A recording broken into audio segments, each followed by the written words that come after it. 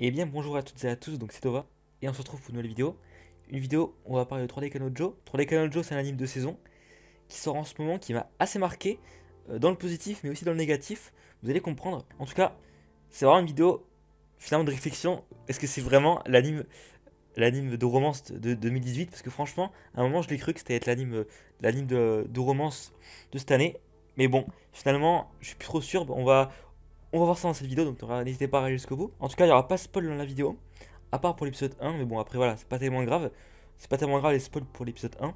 Alors, tout d'abord, ce qu'il faut savoir, c'est que j'attendais beaucoup de cet anime. Depuis le premier épisode, moi je comptais faire une review totale sur l'épisode, sur tous les épisodes là.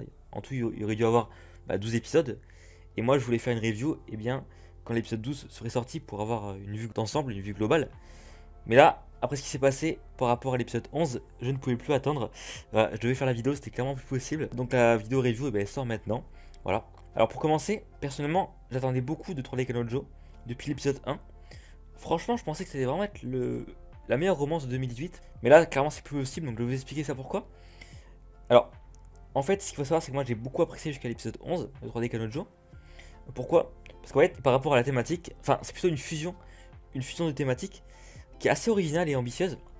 Alors en fait, on commence dès l'épisode 1 avec la formation d'un couple entre les deux personnages principaux. Donc on a le gars qui est un otaku pur et dur, et la fille qui est plutôt une yes life, qui n'est pas du tout dans le délire des jeux ou dans les animes. Donc là déjà c'est intéressant de voir comment deux persos qui sont totalement opposés, ils se mettent ensemble. Mais ouais, le mieux c'est vraiment de voir que pour une fois, dans un anime de romance, eh bien on a le couple principal qui se forme dès le début. Moi je suis pas un fan des animes romance, j'en ai pas eu beaucoup, mais tout ce que je peux dire, c'est que moi j'ai jamais vu le couple principal avec les deux personnages principaux qui se mettent ensemble en fait dès le début, enfin dès l'épisode 1. Moi ce que j'ai vu, c'est généralement soit ils se mettaient ensemble à la fin tout simplement, ou alors ils se tournaient autour, enfin comme si sans qu'ils aient jamais rien en fait. Voilà, mais ça c'est vraiment deux cas classiques dans les animes de romance, mais là c'était un truc assez original, voilà. C'était une innovation qui était très intéressante pour un anime comme ça. Et en fait c'est intéressant aussi parce que 3D Kanojo, en fait c'est l'anime qui arrive à retranscrire en fait les différents problèmes qui peut se retrouver dans un couple. C'est un anime qui est orienté sur les dramas. Alors ça, c'est jamais abordé dans les animes, hein, ce problème dans les couples. Et on voit vraiment une évolution de la relation entre les deux personnages au travers de différentes épreuves, qui sont finalement des problèmes de couple, hein. Bon, après, quand même, ça relativisé, parce que c'est assez spécial quand même, parce que le personnage principal est bien un otaku.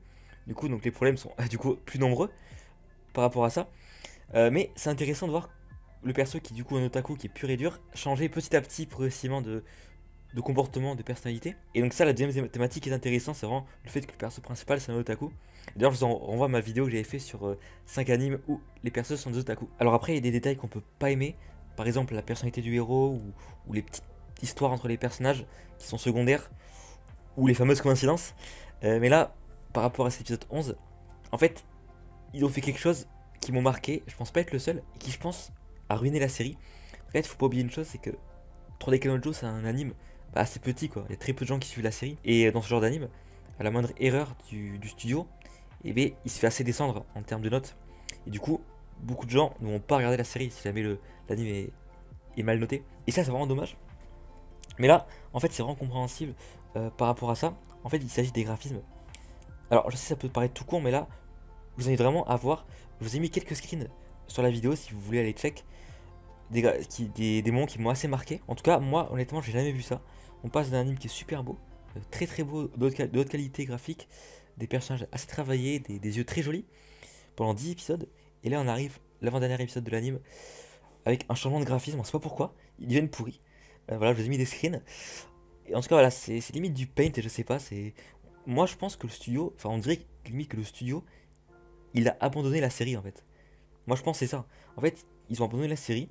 Voilà, l'anime est pas connu de base. Ils ont vu qu'il n'y avait pas beaucoup de monde. Ils ont dû abandonner la série, je sais pas. Moi, je pense que le studio, il s'appuie une barre, hein, tout simplement, à mettre des graphismes aussi pourris. Je sais pas pourquoi ils font ça, honnêtement. Mais voilà. Là, c'est clairement de l'abus. C'est abusé parce que, en fait, c'est par rapport au visage. Les visages des persos sont mal dessinés, quoi, il faut le dire. Encore, je veux bien que tout l'anime était comme ça, de base. Mais là, c'est juste à la fin, l'avant-dernier épisode. C'est vraiment dommage, ça partait tellement bien. Je suis vraiment déçu, personnellement. Ok, bon, je veux bien que les graphismes ça fasse pas tout, mais là ça ruine vraiment une petite série qui était déjà pas très haute en termes de notes.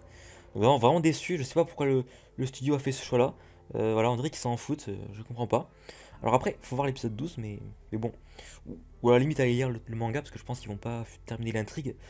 Le manga Trolley Joe, enfin en tout cas, on verra ça, et je verrai ça de mon côté. En tout cas, voilà, donc petite critique, c'était une petite critique ou une review, je sais pas, sur Trolley Joe, que je comptais pas faire maintenant, mais bon, voilà. Malheureusement, je vais vous expliquer mes ressentis par rapport à cet anime.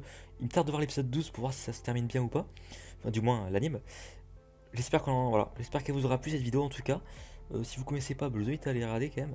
C'est une expérience qui est assez intéressante, assez inédite, hein. Moi, jamais vu un anime comme ça. Donc écoutez, regardez-le, mais préparez-vous à être choqué pour l'épisode 11. Voilà, c'est ce que je peux vous dire. Allez, à plus tout le monde et à la prochaine.